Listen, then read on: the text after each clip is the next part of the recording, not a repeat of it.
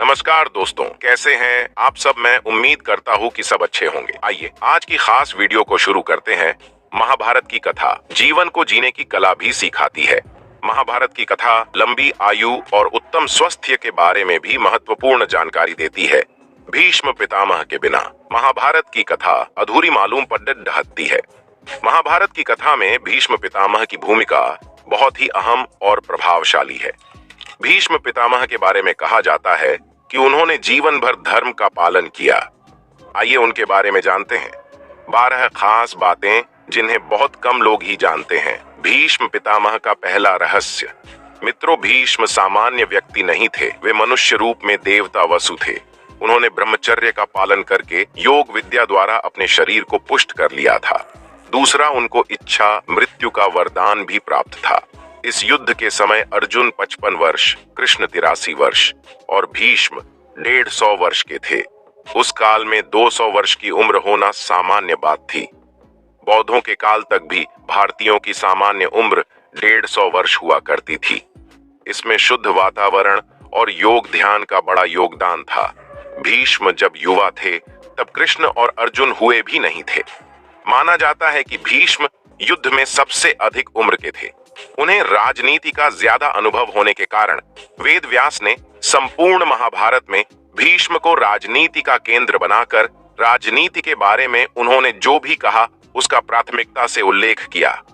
आइए अब दूसरे रहस्य को जानते हैं। महाभारत के युद्ध में भीष्म पितामह कौरवों की तरफ से सेनापति थे। कुरुक्षेत्र का युद्ध आरंभ होने पर प्रधान सेनापति की हैसियत से भीष्म ने 10 दिन तक घोर युद्ध किया था। 9वें दिन भयंकर युद्ध हुआ, जिसके चलते भीष्म ने बहादुरी दिखाते हुए अर्जुन को घायल कर उनके रथ को जर्जर कर दिया। आखिरकार भीष्म के भीषण संहार को रोकने के लिए कृष्ण को अपनी प्रतिज्ञा तोड़नी पड़ी। उनके जर्जर रथ को देखकर श्री कृष्ण रथ का पहिया लेकर भीष्म पर झपटते हैं, लेकिन वे शांत हो जाते हैं। परंतु इस दिन भीष्म पांडवों की सेना का अधिकांश भाग समाप्त कर देते हैं। 10वें दिन भीष्म द्वारा बड़े पैमाने पर पांडवों की सेना को मार देने से घबराए हुए पांडव पक्ष में भय फैल जाता है। तब श्री कृष्ण के कहने पर पांडव भीष्म के सामने हाथ जोड़कर उनसे उनकी मृत्यु का उपाय पूछते हैं। भीष्म कुछ देर सोचने पर उपाय बता देते हैं। जानते हैं, उनके तीसरे रहस्य को भीष्म को ठीक करने के लिए शल्य चिकित्सक लाए जाते हैं, लेकिन वो उनको लौटा देते थे और कहते थे कि अब तो मेरा अंतिम समय आ गया है, यह सब व्यर्थ है, शर्ष्य ही मेरी चिता है। अब मैं तो बस सूर्य के उत्तर आयन होने का इंतजार कर रहा हूँ पितामह। कि यह बातें सुनकर राजा गण और उनके सभी बंधु बांधव उनको प्रणाम और प्रदक्षिणा करके अपनी अपनी छावनी में लौट जाते हैं। अगले दिन सुबह होने पर फिर से भी सभी भीष्म के पास लौटते हैं। सभी कन्याएं, स्त्रियां और उनके कुल के योद्धा पितामह के पास चुपचाप खड़े हो जाते हैं। पितामह ने पीने के लिए राजाओं से ठंडा पानी मांगा। सभी उनके लिए पानी ले आए, लेकिन उन्होंने अर्जुन की ओर देखा। अर्जुन समझ गए और उसने अपने गांडीव पर तीर चढ़ाया और पर्जन्य अस्त्र का प्रयोग करके वे धरती में छोड़ देते हैं। धरती से अमृत तुल्य सुगंधित बढ़िया जल की धारा निकलने लगती है। उस पानी को पीकर भीष्म तृप्त हो जाते हैं। फिर भीष्म दुर्योधन को समझाते हैं कि युद्ध छोड़ डाचकर वंश की रक्षा करो। उन्होंने अर्जुन की बहुत प्रशंसा की और दुर्योधन को बार बार समझाया कि हमारी यह गति देखकर संभल जाओ, लेकिन दुर्योधन ने उनकी एक बात भी नहीं मानी और फिर से युद्ध शुरू हो जाता है। अगले दिन फिर से सभी उनके पास इकट्ठे होते हैं। वो नए सेनापतिकरण को समझाते हैं। वे दोनों पक्षों में अपने अंतिम वक्त में भी संधि कराने की चेष्टा करते हैं। मित्रों, भीष्म के शरशैया पर लेट जाने के बाद युद्ध 8 दिन तक चला। अब आइए जानते हैं चौथे रहस्य को। दोस्तों, भीष्म के शरशैया पर लेटने की खबर फैलने पर कौरवों की सेना में हाहाकार मच जाता है। दोनों दलों के सैनिक और सेनापति युद्ध करना छोड़कर भीष्म के पास एकत्र हो जाते हैं। दोनों दलों के राजाओं से भीष्म कहते हैं कि राजा गणों, मेरा सिर नीचे लटक रहा है, मुझे उपयुक्त तकिया चाहिए। उनके एक आदेश पर तमाम राजा और योद्धा तरह तरह के तकिए ले आते हैं, किंतु भीष्म उनमें से एक को भी ना लेकर मुस्कुराकर कहते हैं कि यह तकिए इस वीर शैया के काम में आने योग्य नहीं है। फिर वो अर्जुन की ओर देखकर कहते हैं कि बेटा, तुम तो क्षत्रिय धर्म के विद्वान हो, क्या तुम मुझे उपयुक्त तकिया दे सकते हो? आज्ञा पाते ही अर्जुन ने आंखों में आंसू भर लिए और उनको अभिवादन करके भीष्म को बड़ी तेजी से ऐसे 3 बाण मारे जो उनके ललाट को छेदते हुए पृथ्वी में जा लगे। बस इस तरह सिर्फ सिरहाना मिल गया। इन बाणों का आधार मिल जाने से सिर के लटकते रहने की पीड़ा जाती रही। इतना सब कुछ होने के बावजूद भी भीष्म को नहीं त्यागते हैं प्राण। अब आइए जानते हैं 5वें रहस्य को। एक दिन देवव्रत के पिता शांतनु यमुना के तट पर घूम रहे थे कि उन्हें नदी में नाव चलाते हुए एक सुंदर कन्या नजर आई। शांतनु उस कन्या पर मुग्ध हो गए। महाराज ने उनके पास जाकर उनसे पूछा कि हे देवी, तुम कौन हो? उसने कहा, महाराज मेरा नाम सत्यवती है और मैं निषाद कन्या हूँ महाराज। उसके रूप यौवन पर रीझ कर उसके पिता के पास पहुंचे और सत्यवती के साथ अपने विवाह का प्रस्ताव किया। इस पर निषाद ने कहा, राजन, मुझे अपनी कन्या का विवाह आपके साथ करने में कोई आपत्ति नहीं है, किंतु मैं चाहता हूं कि मेरी कन्या के गर्भ से उत्पन्न हुए पुत्र को ही आप अपने राज्य का उत्तराधिकारी बनाएं, तो ही यह विवाह संभव हो पाएगा। निषाद के इन वचनों को सुनकर महाराज शांतनु चुपचाप हस्तिनापुर लौट आए और मन ही मन इस दुख से घुटने लगे। सत्यवती के वियोग में महाराज व्याकुल रहने लगे और उनका शरीर भी दुर्बल होने लगा। महाराज की इस दशा को देखकर देवव्रत को चिंता हुई। जब उन्हें मंत्रियों द्वारा पिता की ये दशा होने का कारण पता चला तो वो निषाद के घर जा पहुंचे और उन्होंने निषाद से कहा कि आप अपनी पुत्री सत्यवती का विवाह मेरे पिता शांतनु के साथ कर दें। मैं आपको वचन देता हूं कि आपकी पुत्री के गर्भ से जो बालक जन्म लेगा वही राज्य का उत्तराधिकारी होगा।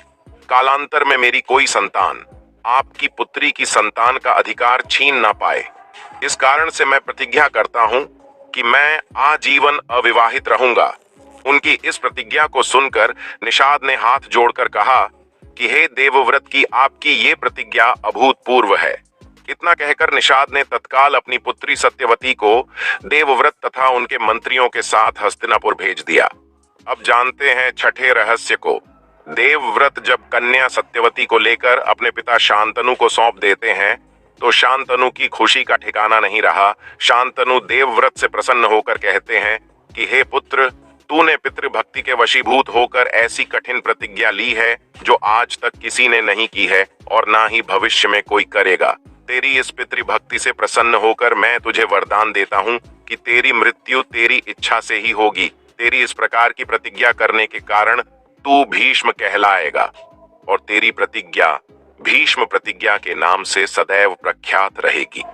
अब जानते हैं 7वें रहस्य को। दोस्तों, विचित्र वीर्य के युवा होने पर उनके विवाह के लिए काशीराज की 3 कन्याओं का बलपूर्वक हरण किया था, जिसमें से एक को शैलवराज से प्रेम करने के कारण छोड़ दिया था। लेकिन शैलवराज के पास जाने के बाद अंबा को शैलवराज ने स्वीकार करने से मना कर दिया। अंबा के लिए ये दुखदायी स्थिति हो गई थी। अंबा ने इस दुर्दशा का कारण भीष्म को समझकर उनकी शिकायत परशुराम जी से कि परशुराम जी ने अन्याय के खिलाफ लड़ने की ठानी। परशुराम जी ने भीष्म से कहा कि तुमने अंबा का बलपूर्वक अपहरण किया है, अतः अब तुम्हें इससे विवाह करना होगा, अन्यथा मुझसे युद्ध के लिए तैयार हो जाओ।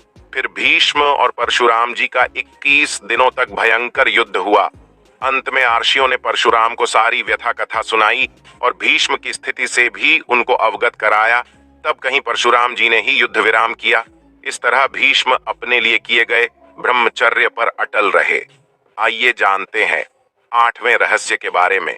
मित्रों, सत्यवती के शांतनु से उत्पन्न दोनों पुत्र चित्रांगद और विचित्र वीर्य की मृत्यु हो जाने के बाद सत्यवती भीष्म से बार बार अनुरोध करती है कि पिता के वंश को चलाने के लिए अब तुम्हें विवाह करके पुत्र उत्पन्न करना चाहिए।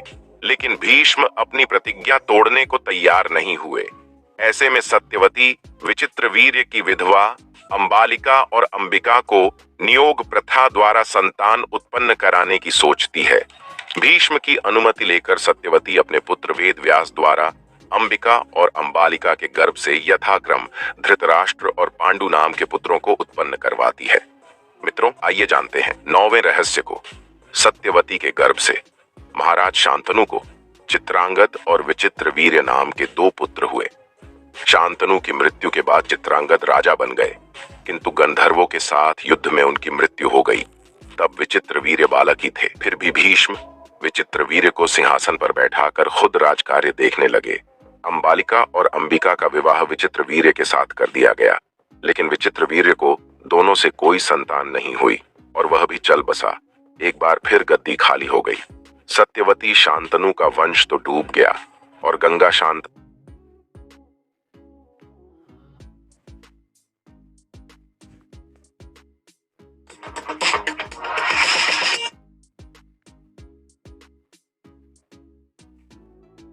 ने ब्रह्मचर्य की प्रतिज्ञा ले ली थी।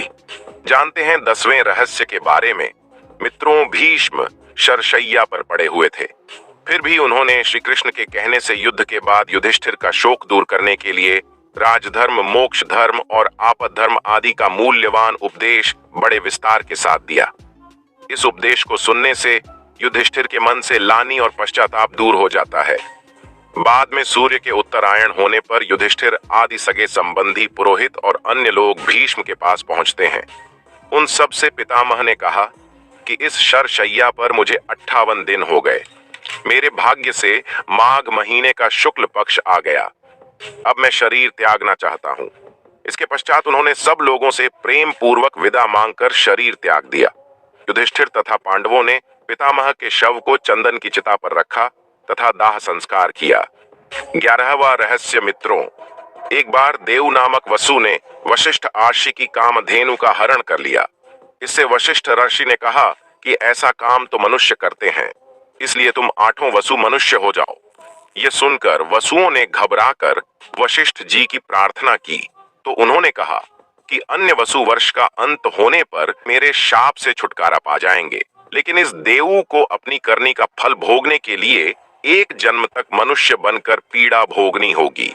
ये सुनकर वसु ने गंगा जी के पास जाकर उन्हें वशिष्ठ जी के शाप को विस्तार से बताया और ये प्रार्थना की कि आप मृत्यु लोक में अवतार लेकर हमें गर्भ में धारण करें और जो ही हम जन्म लें हमें पानी में डुबो दें। इस तरह हम जल्दी से सभी मुक्त हो जाएंगे। गंगा माता ने स्वीकार कर लिया और वे युक्ति पूर्वक शांतनु राजा की पत्नी बन गई और शांतनु से वचन भी ले लिया। शांतनु से गंगा के गर्भ में जो 7 पुत्र पैदा हुए थे, उन्हें उत्पन्न होते ही गंगा जी ने पानी में डुबो दिया, जिससे 7 वसु तो मुक्त हो गए, लेकिन 8वें पुत्र को शांतनु ने गंगा को रोककर इसका पानी में डुबो दिया, जिससे 7 वसु तो मुक्त हो गए, लेकिन 8वें पुत्र को शांतनु ने गंगा को रोककर इसका कारण जानना चाहा। गंगा जी ने राजा की बात मानकर वसुओं को वशिष्ठ के शाप का सब हाल कह सुनाया। राजा ने 8वें पुत्र को डुबोने नहीं दिया और इस वचन भंगता के कारण गंगा 8वें पुत्र को सौंपकर अंतर्ध्यान हो गई। यही बालक द्यू नामक वसु था जो भीष्म पितामह बना। अब आइए जानते हैं 12वें रहस्य के बारे में। और इस वीडियो का अंतिम रहस्य ये वह काल था जब देवी और देवता धरती पर विचरण किया करते थे। किसी खास मंत्र द्वारा उनका आह्वान करने पर प्रकट हो जाया करते थे। इन्हीं देवताओं के कुल में से मां गंगा भी हैं, तो सवाल आता है कि गंगा ने क्यों किया शांतनु से विवाह पुत्र की कामना से। शांतनु के पिता महाराज प्रतीप गंगा के किनारे तपस्या कर रहे थे। उनके रूप और सौंदर्य पर मोहित होकर गंगा उनकी दाहिनी जंघा पर आकर बैठ गई और कहने लगी, मैं आपसे विवाह करना चाहती हूँ। मैं जहनु आर्षि की पुत्री गंगा हूँ। इस पर राजा ने कहा कि गंगा, तुम मेरी दाहिनी जंघा पर बैठी हो, जबकि पत्नी को तो वामांगी होना चाहिए। जब महाराज प्रतीप को पुत्र की प्राप्ति हुई तो उन्होंने उसका नाम शांतनु रखा और इसी शांतनु से गंगा का विवाह हुआ। गंगा से उन्हें 8 पुत्र मिले। उनके 8वें पुत्र का नाम देवव्रत था। ये देवव्रत ही आगे चलकर भीष्म कहलाए। तो दोस्तों, आज की वीडियो पसंद आई हो तो वीडियो को लाइक करें, शेयर करें